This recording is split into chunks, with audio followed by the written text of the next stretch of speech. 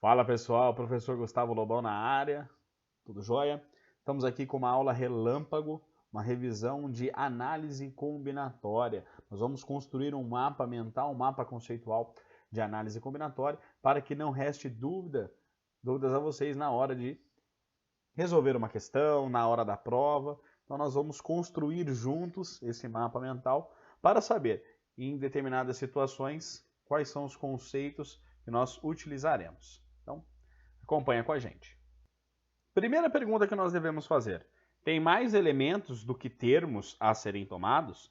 Lembrando que nós utilizamos a notação N para elementos.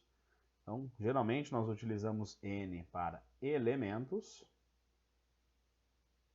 E nós utilizamos P para os termos a serem tomados. Então, nós vamos ao arranjo de N elementos tomados de P a P, combinação de N elementos tomados de P em P, permutação de N elementos. Então, o P é justamente os termos a serem tomados. Note que quando eu tenho N tomados de P em P, automaticamente é obrigatório que o N seja maior ou igual aos termos tomados. Então, a primeira questão: N é maior do que P? Ou seja, os elementos, eu tenho mais elementos do que termos a serem tomados? Não, os dois são iguais. Então, caso seja não, aí temos outra pergunta: os elementos se repetem? Se a sua resposta for sim, temos uma permutação com repetição, dado pela fórmula permutação com repetição de N elementos, com repetição. Aí aqui eu vou colocar o número que cada elemento repete. Então, N1 é o número, a quantidade de vezes que o primeiro termo repete, N2 é a quantidade de vezes que o próximo termo repete, e assim sucessivamente. Agora, caso a sua resposta seja não, os elementos se repetem? Não. Aí nós temos uma permutação simples. Na permutação simples, nós temos permutação de N elementos é igual a N fatorial. Retornemos então para a primeira pergunta lá em cima. Tenho mais elementos do que termos a serem tomados? Não. O número de elementos é maior do que aos termos serem tomados. Logo, nós temos que analisar se ela é análise combinatória, vindo a partir de um arranjo, ou a partir de uma combinação. Então, caso a sua resposta seja sim, cairemos em uma outra pergunta: a ordem importa? Se sua resposta for sim, então ele é um arranjo. E a fórmula do arranjo é dada por arranjo de N elementos tomados de P em P é igual a N fatorial dividido por N menos P fatorial. Agora, se a ordem não importa, então nós temos uma combinação, que a sua fórmula é dada por combinação de N elementos tomados de P em P é igual a N fatorial dividido por P fatorial, que multiplica N menos P fatorial.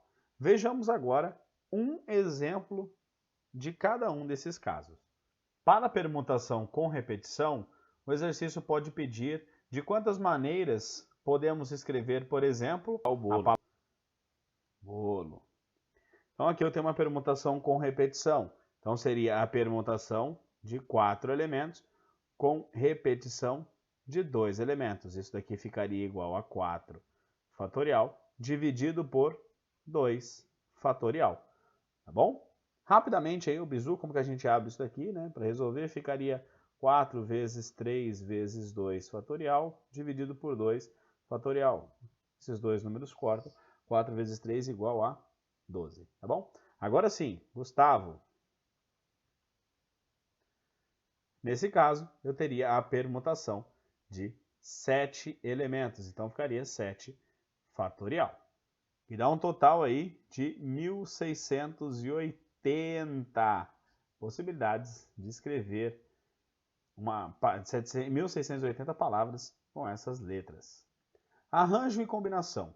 Quando que eu sei que a ordem me importa? Aí isso vai da interpretação do exercício. Por exemplo, eu quero descobrir entre um campeonato de 10 times, certo? Qual é a quantidade de possibilidades que eu tenho de se ter o primeiro, o segundo e o terceiro colocados. A ordem não importa. O primeiro, o segundo ou o terceiro tem diferença entre eles. Então, nesse caso, eu teria uma combinação de 10 elementos tomados de 3 em 3. Então, aqui eu teria um arranjo de 10 elementos tomados de 3 em 3. Isso daqui ficaria 10 fatorial dividido por 10 menos 3 fatorial. Resolução dessa mesma maneira. E uma combinação? A combinação ela pode se dar, por exemplo, eu quero montar uma comissão com 3 integrantes de uma sala de aula, a qual eu tenho 15 alunos. Os 3 ocuparão o mesmo cargo, então não me importa qual a ordem, eu quero saber quantas possibilidades eu posso montar. Então, se eu chamar Carlos, Pedro e Laura, não me importa se eu chamar Carlos, Laura e Pedro. Então, nesse caso, eu tenho uma combinação, porque a ordem a qual eles vão ser escolhidos não me importa. Então, eu teria uma combinação de 15 elementos, tomados também de 3 em 3. Então, aqui eu tenho uma combinação de 15 tomado de 3 em 3. Isso daqui seria igual a 15 fatorial dividido por 3 fatorial, que multiplica 15 menos 3 fatorial. Pessoal, espero que tenham compreendido. Se você gostou desse vídeo, deixe o seu joinha, compartilhe nas redes sociais para que mais pessoas possam ter acesso a este conteúdo. Deixe nos comentários suas dúvidas e sugestões. E um grande abraço, até mais, professor Gustavo Lobão.